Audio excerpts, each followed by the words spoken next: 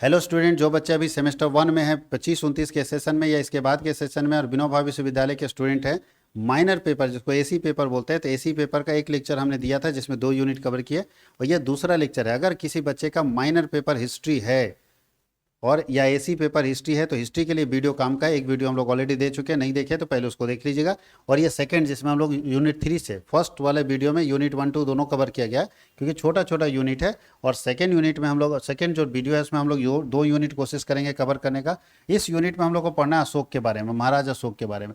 तो चलिए, सबसे पहला क्वेश्चन है कि who issued the Ashok edicts. बोलता है कि अशोक के अभिलेख किसने जारी किए थे। तो अशोक के अभिलेख जो है कहाँ पे, बोलता है अशोक कौन थे। तो अशोक थे मौर्य वंश के महान सम्राट।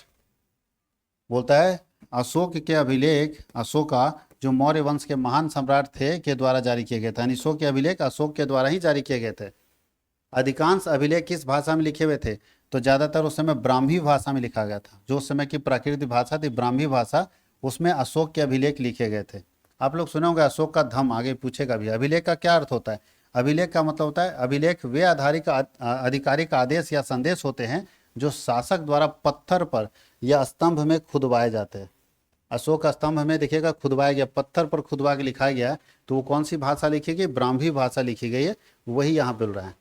अगला, अशोक के अभिलेख पर संक्षिप्त टिप्पणी लिखिए। अशोक के अभिलेख पर संक्षिप्त टिप्पणी लिखिए। तो बोला है अशोक के अभिलेख अशोका द्वारा जारी किए गए आधिकारिक संदेश और आदेश था। अशोक, महाराजा अशोक जो जारी किए थे आधिकारिक आदेश और संदेश, वो लिखा था इस, जिन्हें 3री शताब्दी ईसा पूर्व में पत्थरों पर, स्तंभों में, गुफाओं में खुदवाया गया था।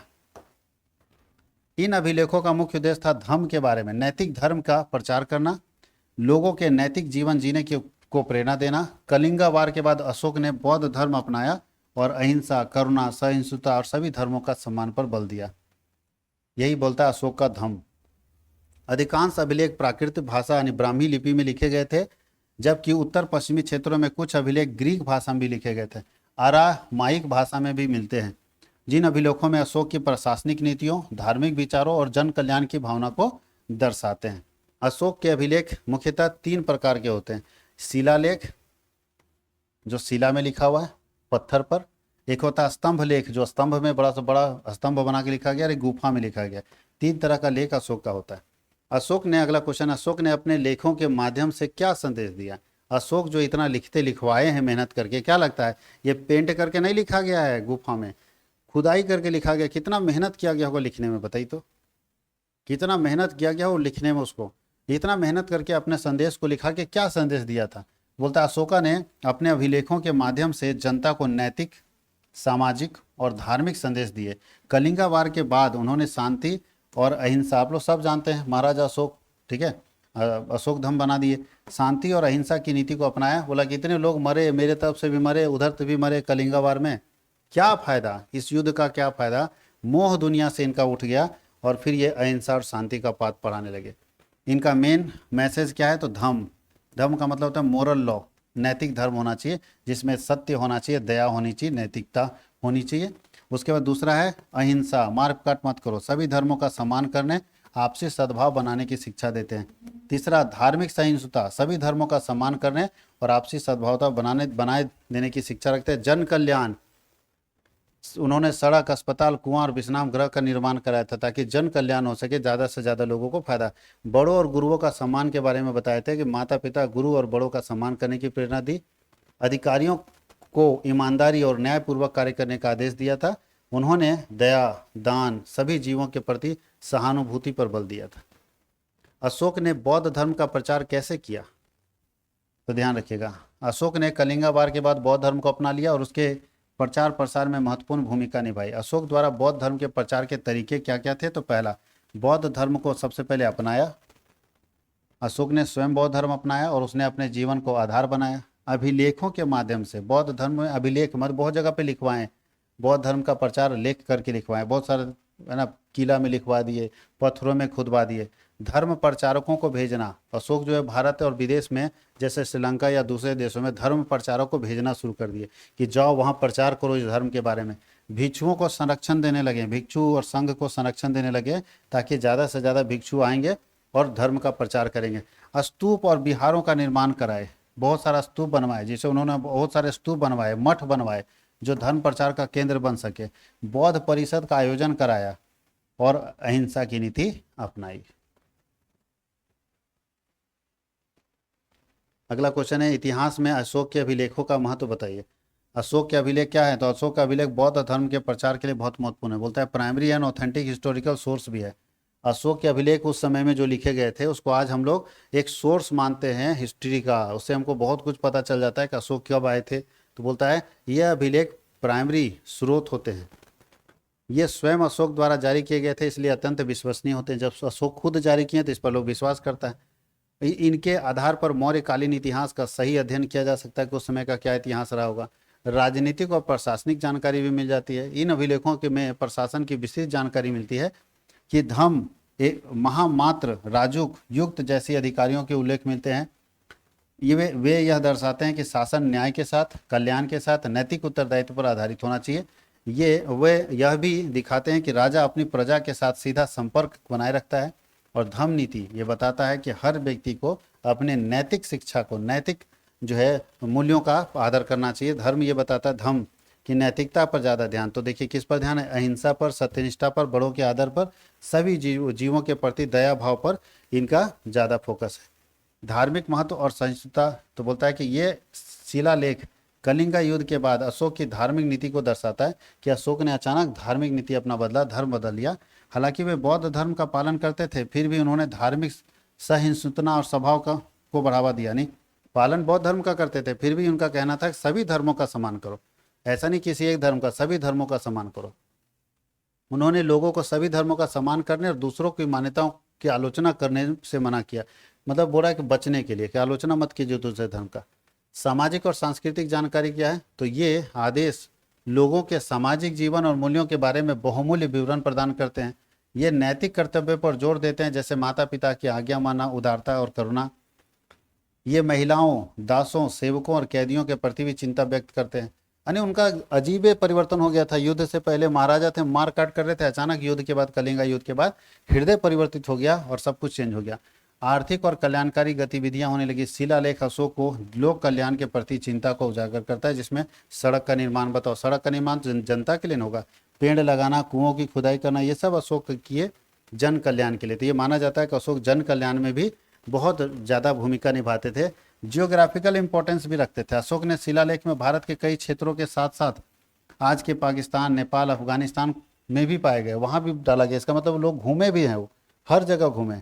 इससे इतिहासकारों को मौर्य साम्राज्य के विशाल विस्तार को समझने में मदद मिलता है कि विस्तार था। नेपाल में जब है, अफगानिस्तान में, तो इसका मतलब वहाँ तक था मौर्य साम्राज्य। यह विभिन्न क्षेत्रों में अशोक के विचारों के प्रसार को भी दर्शाता है। भाषा और लिपि का महत्व, तो अधिकांश अभिलेख जो लिखे गए प्राकृत भाषा यानी ब्राह्मी लिपि में लिखे गए और कुछ अभिलेख खरोठी में लिखे गए, खरोष्ठी, यूनानी और अरमाइक लिपियों में लिखे गए।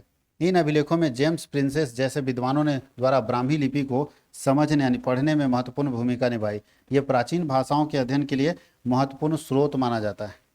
अशोक के व्यक्तित्व का झलक भी वहाँ पे मिलता है। इससे पता चलता है यह अभिलेख में अशोक के एक दयालुपन, नैतिक व्यक्ति और जन कल्याणकारी शासक के रूप में दर्शाया जाता है। यह अभिलेख कलिंग युद्ध के बाद उनके व्यक्तित्व में आए बदलाव को दिखाता है और बताता है कि वे एक विजेता से लेकर अचानक शांति प्रेता कैसे हो गए। जो व्यक्ति कल तक विजेता था, राजा महाराजा था, लोगों को मार काट देता था, आज शांति की बात कैसे करने लगा, अचानक हुए परिवर्तन को बताता है। यह अभिलेख न्याय, मानवता, नैतिक शासन के प्रति उनकी गहरी चिंता को उजागर करता है। और अगला है विश्व इतिहास में भी योगदान है, बहुत बड़ा योगदान। अशोक ने शिलालेख नैतिक शासन और जन संचार के महत्व सबसे शुरुआती उदाहरणों में से एक है।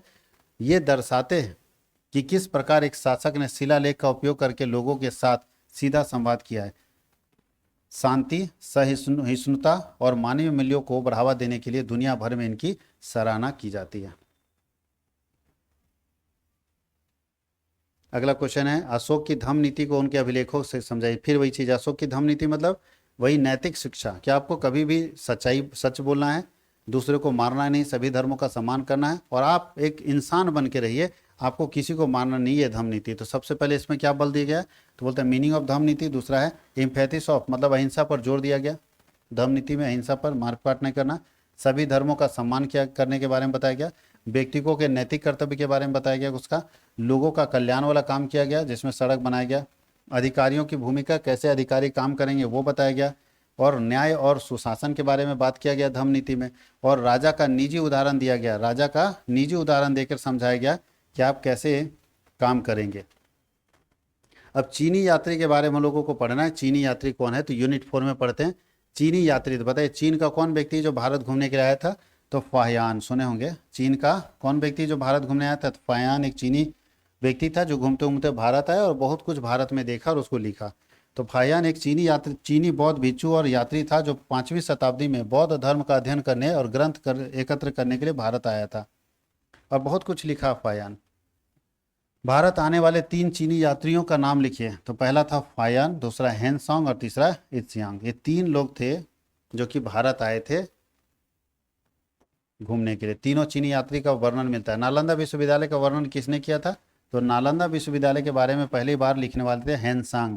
हेनसांग ने लिखा था नालंदा विश्वविद्यालय के। चीनी यात्री भारत क्यों आता था, तो चीनी यात्री भारत 2 कारण से आता था।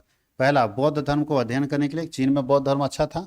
दूसरा, धार्मिक ग्रंथों का संग्रह करने के लिए, पवित्र स्थलों का यात्रा करने के लिए, जैसे बौद्ध गया, सारनाथ, कुशीनगर जगह घूम के आएंगे। और क्यों आता था उस समय, हायर एजुकेशन के लिए नालंदा यूनिवर्सिटी में, और बौद्ध धर्म का प्रचार करने भी, और भारतीय समाज को जानने की जिज्ञासा उसकी थी, इसलिए चीन का यात्री भारत आता था। तो ये 3 लोग चीन के यात्री भारत आए थे। हेनसांग पर संक्षिप्त टिप्पणी लिखे। बोलता है हेनसांग प्रसिद्ध चीनी बौद्ध भिक्षु था, विद्वान था, यात्री था, जो 7वीं शताब्दी में सम्राट हर्ष के समय भारत आया था। वे मुख्यतः बौद्ध धर्म का अध्ययन करने और मूल ग्रंथों को एकत्र करने भारत आए थे।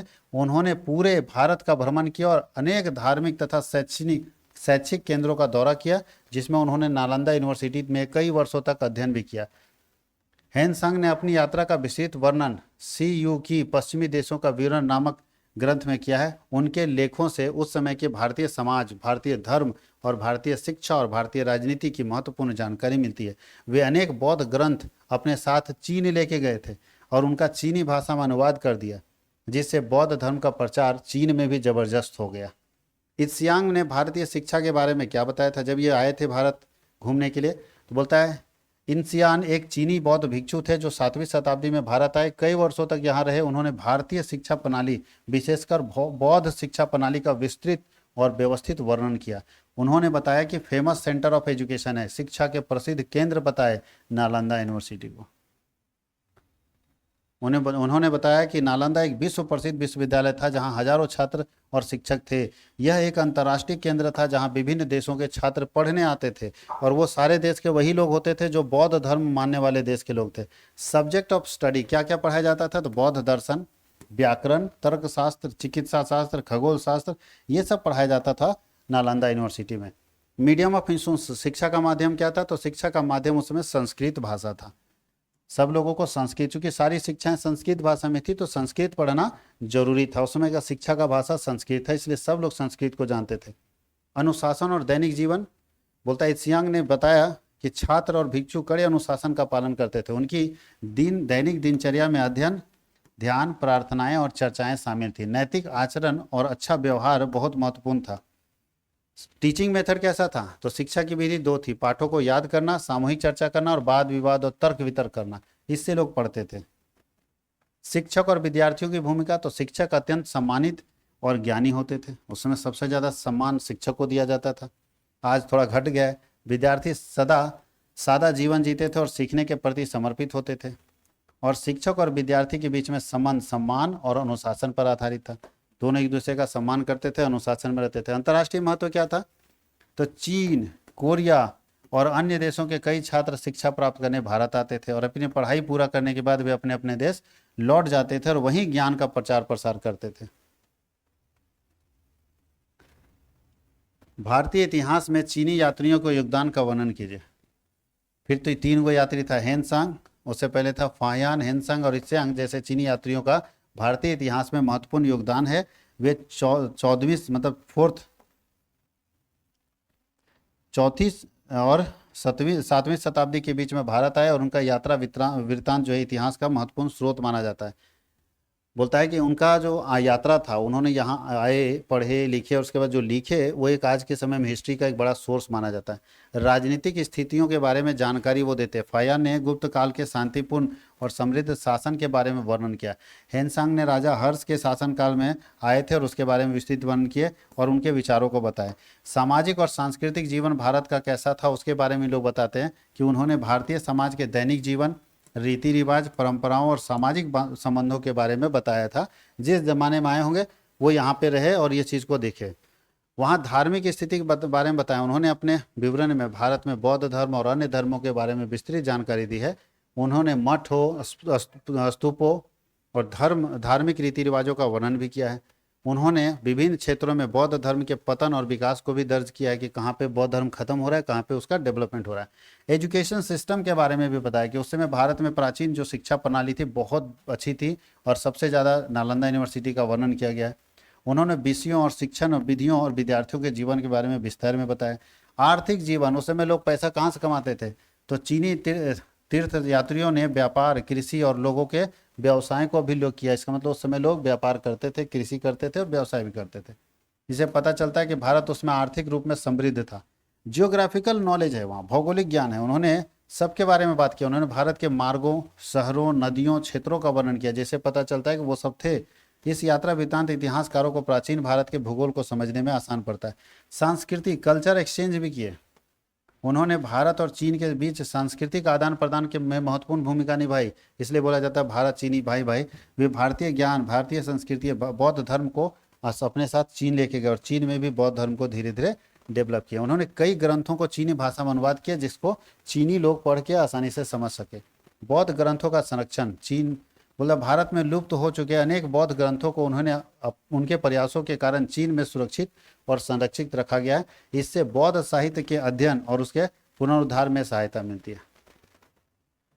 अगला क्वेश्चन है, फायान और हेनसांग के विवरणों की तुलना कीजिए। दोनों में का विवरण क्या था, तो ये तो हम लोग पढ़ चुके हैं करके, तो अब अलग अलग तुलना करने की जरूरत नहीं है। अब आपको पढ़ना है गांधार, गांधार और मथुरा आर्ट। चलिए इसके बारे में पढ़ते हैं। गांधार कला क्या है और मथुरा आर्ट क्या है, इसके बारे में लोग पढ़ते हैं यूनिट 5, और ये लास्ट यूनिट है। इसके बाद हम लोगों का इसमें खत्म हो जाएगा। तो यूनिट 5 हम लोग पढ़ते हैं। गांधार काल कला क्या है, तो गांधार कला होता था, एक बोलता है गांधार आर्ट, एक जो है एक बौद्ध मूर्ति कला शैली है जो गांधार क्षेत्र में विकसित हुई थी। इसमें भारतीय तथा यूनानी कला का मिश्रण मिलता है। एक मूर्ति बनाने का सिस्टम था गांधार आर्ट, जो कि गांधार क्षेत्र में बहुत फेमस हुआ था। मथुरा आर्ट क्या था, तो मथुरा आर्ट में मुख्यतः लाल बलुआ पत्थर, रेड, जिसको हम लोग सैंडस्टोन का प्रयोग किया जाता था। गांधार कला किस संस्कृति से प्रभावित था, तो गांधार कला जो है मुख्य रूप में यूनानी संस्कृति से प्रभावित था। गांधार कला की विशेषता बताइए, गांधार कला का क्या विशेषता है, तो बोलता है प्राचीन भारत में गांधार कला प्राचीन भारत में मूर्ति कला की एक महत्वपूर्ण शैली थी जो उत्तर पश्चिम भारत में विकसित हुई थी। इसमें भारतीय और यूनानी कला का सुंदर मिश्रण दिखाई मिल पड़ता है। गांधार कला में तो यूनानी रोमन का प्रभाव दिखता है।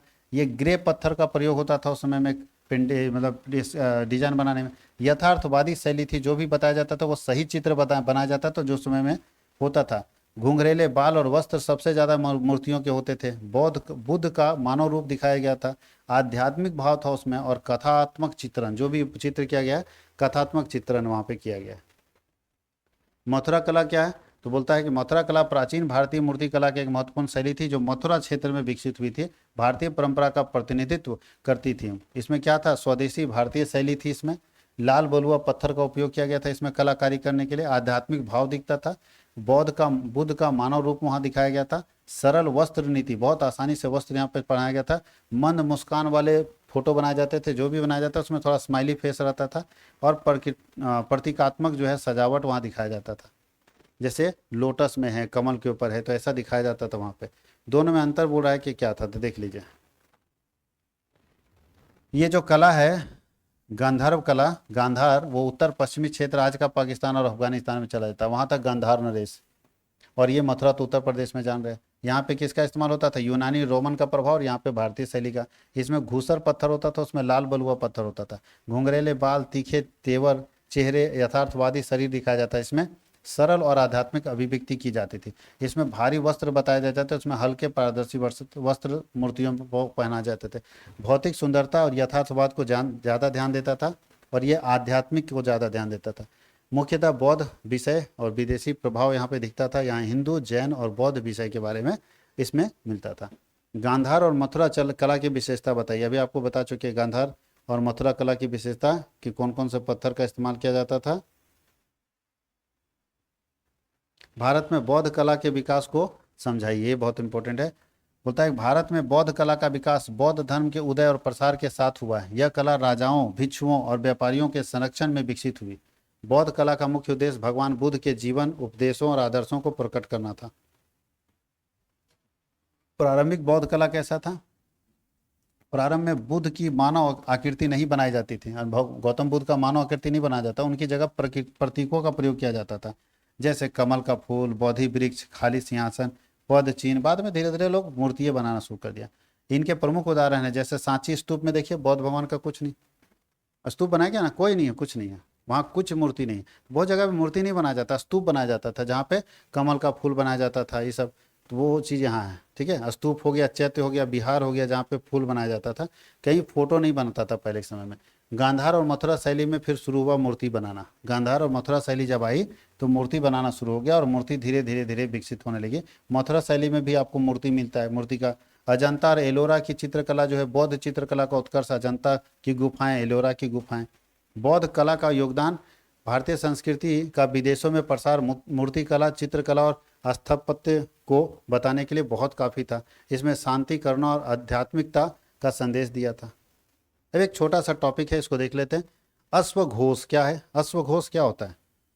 तो अश्वघोष एक प्रसिद्ध बौद्ध कवि थे, दार्शनिक थे और विद्वान थे। अश्वघोष एक प्रसिद्ध बौद्ध कवि, दार्शनिक और विद्वान थे।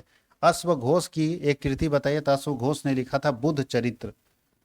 अश्वघोष ने किस भाषा में लिखा था? तो संस्कृत भाषा में लिखा था। अश्वघोष पर संक्षिप्त टिप्पणी दीजिए।